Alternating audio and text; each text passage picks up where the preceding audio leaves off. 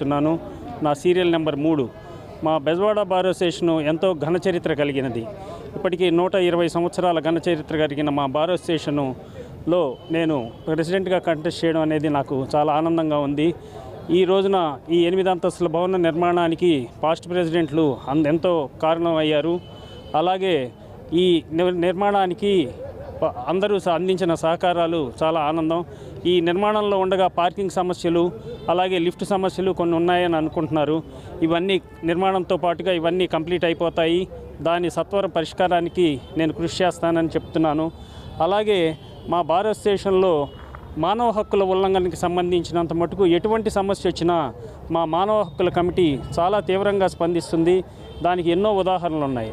అలాగే మానవ హక్కు నేను ప్రెసిడెంట్గా ఎన్నిక కాబడగానే మానవ హక్కుల కమిటీని ఏర్పాటు చేసి దానికి స్వయం ప్రతిపత్తి కలిగించి దాన్ని యాక్టివ్గా ఉంచుతామని